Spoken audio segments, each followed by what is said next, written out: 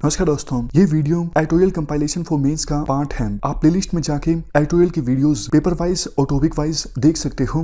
और अगर आप दिसंबर 2019 के बाद की वीडियोस को देखना चाहते हो तो वीडियो के नीचे मौजूद ज्वाइन बटन की सहायता से आप मेंबरशिप को ज्वाइन कर सकते हो। चलिए डिस्कशन स्टार्ट करते हैं। आप जीएस पेपर 2 के इस टॉपिक से आर्टिकल को रिलेट कर सकते हो। ये आर्टिकल लिखा गया है आफाक हुसैन और निकिता सिंगला के द्वारा।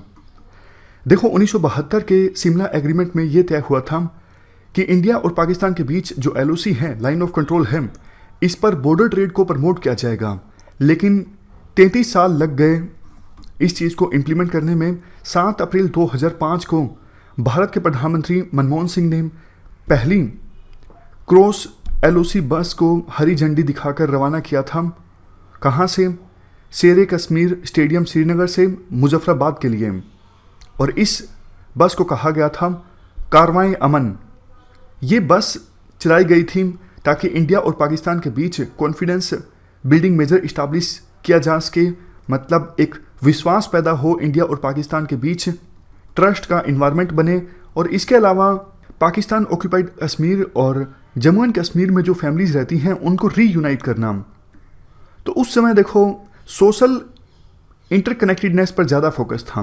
3 साल बाद 2008 में और भी इम्पोर्टेंट स्टेप लिया गया। दोनों देशों को लगा कि देखो, बस सर्विस अभी तो दोनों देशों की फैमिलीज़ को रीयूनाइट करने के लिए चलाई गई हैं, लेकिन इन्हीं रूट्स का इस्तेमाल किया जा सकता है कश्मीर में इंट्रा कश्मीर ट्रेड को बूस्ट करने के लिए। तो दोनों देशों के फॉरेन मिनिस्टर्स ने उस समय मुलाकात की और डिसाइड किया किस प्रकार से ट्रेड होगा पाकिस्तान ऑक्यूपाइड कश्मीर और जम्मू एंड कश्मीर के बीच।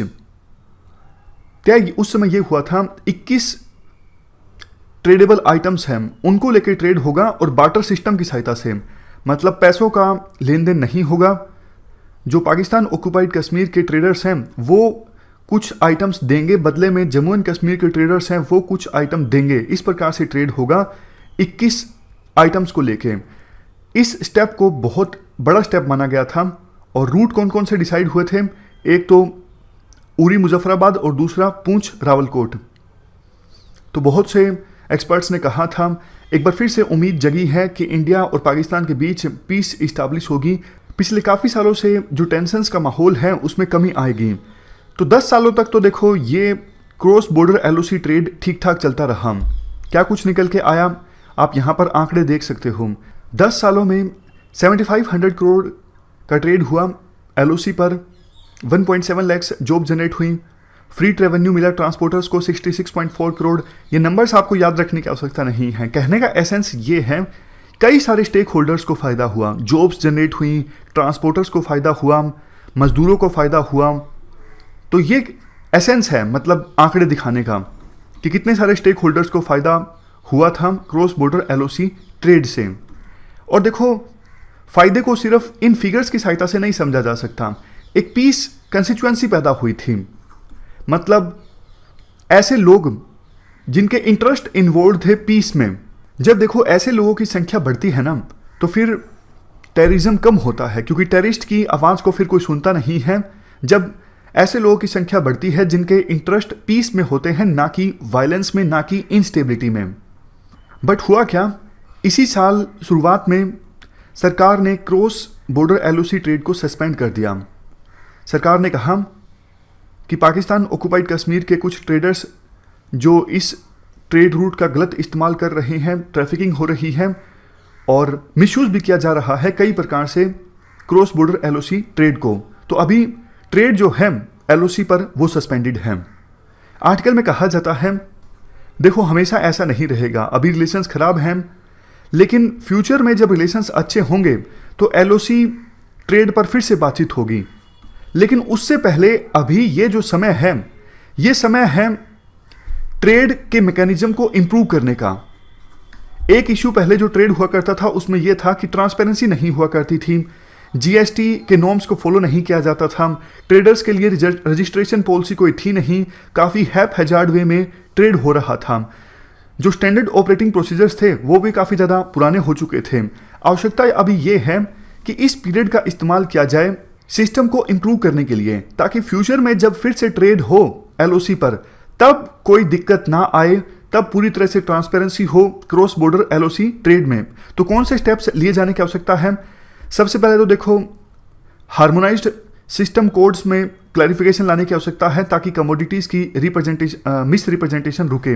दूसरा, एक प्रॉपर रूल ऑफ ओरिजिन का मैकेनिज्म होना चाहिए।